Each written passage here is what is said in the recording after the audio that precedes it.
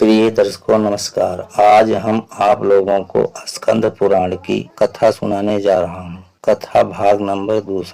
ध्यान पूर्वक सुनिए। कंधे पर कर देने को मनुष्य विश्राम समझता है, उसी प्रकार लोक में एक दूसरे दुख से भी शांत होता है। इसीलिए एक दूसरे से ऊंची स्थिति में स्थित हुए इस संपूर्ण जगत को दुखों से भरा हुआ जानकर उसकी ओर से अत्यंत उद्विग्न हो जाना चाहिए। उद्वेग से वैराग होता है, वैराग से ज्ञान प्रकट होता है तथा ज्ञान से महात्मा विष्णु को जानकर मनुष्य मोक्ष प्राप्त कर लेता है। माँ जैसे कौओं के अपवित्र स्थान में विशुद्ध राजहंस नहीं कर सकता, उसी प्रकार ऐसे दुखमय संसार में मैं तो कभी रम नहीं सकता। मैया जहाँ रहकर मैं बिना किसी विघ्न बाधा के आनंद पूर्वक रह सकता हूँ, वो स्थान भी बताता हूँ, सुनो। अविद्या रूपी वन तो बड़ा भयंकर है, उसमें नाना प्रकार के कर्म में बड़े बड़े वृक्ष खड़े हैं। वहाँ संकल्पों की डांस और मच्छर बहुत हैं। शोक और हर्ष की वहाँ की सर्दी और धूप है। उस वन में मोह का घना अंधकार छाया रहता है। वहाँ लोह रूपी सांप और बिच्छू रहते हैं। विषयों के अनेक मार्गों से वह प्रदेश प्राप्त है। काम और क्रोध रूपी बधिक तथा लुटेरे उसमें सदा डेरा डाले रहते हैं। उस महादुखमय विशाल वन को लांघ कर अब मैं एक ऐसे महान विपिन प्रदेश कर चुका हूँ जहाँ पहुंचकर उसके तत्व को जानने वाले ज्ञान रूपी पुरुष न शोक करते हैं न हर्ष। वहाँ किसी से भय नहीं है, किसी को भी भय नहीं है। उस विद्या रूपी वन में 7 बड़े भारी वृक्ष हैं। वहाँ 7 ही पर्वत हैं जिन्होंने तीनों लोकों को धारण कर रखा है। 7 ही हृदय कुंड है और 7 ही नदियां हैं जो सदा ब्रह्म रूप जल भाया करती हैं। तेज, अभयदान, अद्रोह, कौशल, दक्षता, असफलता, अक्रोध और प्रिय वचन बोलना, ये ही 7 पर्वत उस विद्यमान मन में स्थित हैं। दृढ़ निश्चय, सबके साथ समता, मन और इंद्रियों का संयम, गुण संचय, ममता का अभाव, तपस्या तथा संतोष, ये 7 हृदय है।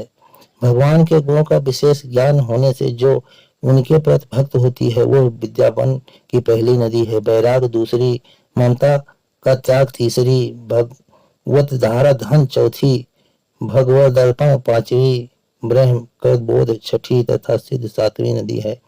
ये ही 7 नदियां वहां स्थित बताई गई हैं। वैकुंठ धाम के निकट इन 7 नदियों का संगम होता है। जो आत्म तृप्त, शांत तथा जितेंद्रिय होते हैं वही महात्मा उस मार्ग से पर ब्रह्म को प्राप्त होते हैं। कोई श्रेष्ठ ज्ञानी जन उन वृक्षों को प्राप्त करते हैं और पर्वतों को, कोई हृदयों को तथा कोई उन 7 सरिताओं को ही प्राप्त होते हैं। माँ मैं ग्रहण किए हुए व्रत को धारण करने की इच्छा रखकर वहां ब्रह्मचर्य का आचरण करता हूँ।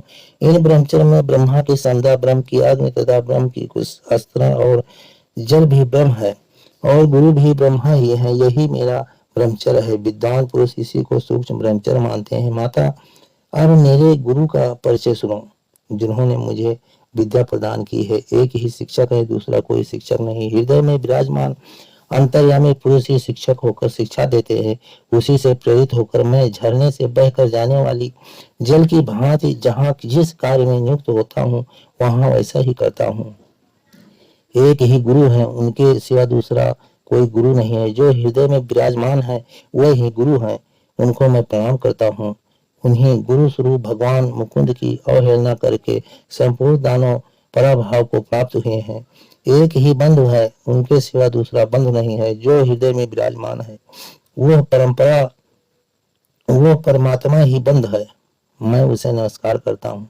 उसी से शिक्षा प्राप्त करके 7 बंधुमान भाई सप्तर से आकाश में प्रकाशित हो रहे हैं। ऐसे ही ब्रह्मचर्य का भली भांति सेवन करना चाहिए। अब मेरा साग्र स्वस्थ कैसा है यह भी सुन लो। माता जी, प्रकृति ही मेरी पत्नी है, किंतु मैं कभी उसका चिंतन नहीं करता।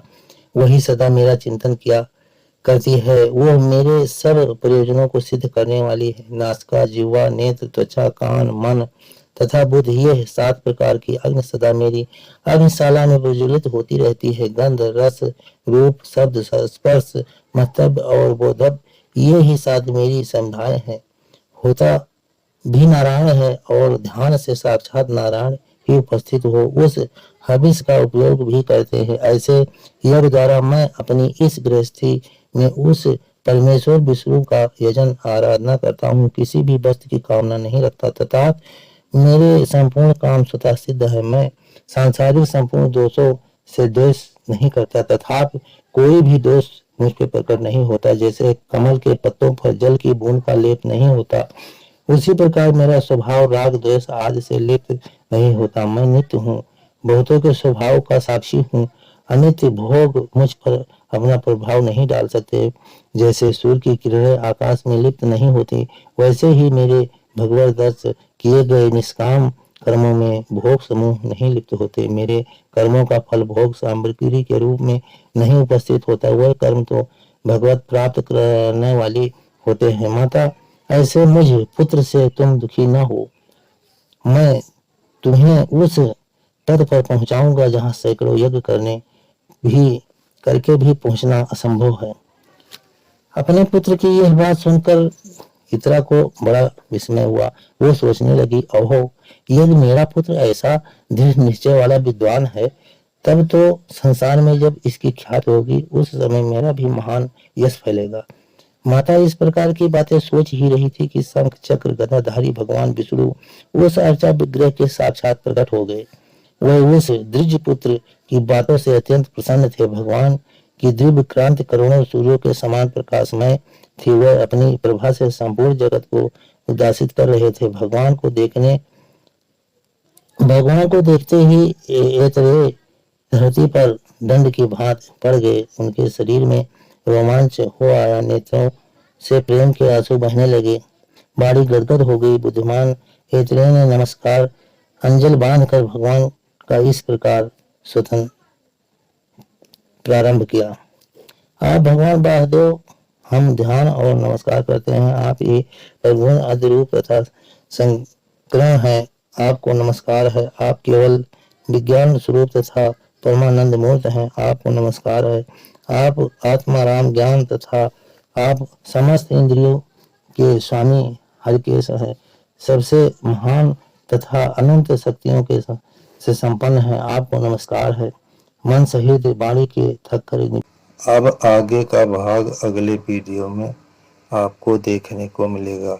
आप हमारे YouTube चैनल पर नए हैं तो चैनल को सब्सक्राइब कर लेना तथा वीडियो को लाइक कर देना और अपने मित्रजनों को भी शेयर कर देना। अब चलो चलते हैं, मिलेंगे अगले वीडियो में। धन्यवाद। जय हिंद, जय भारत। नमो।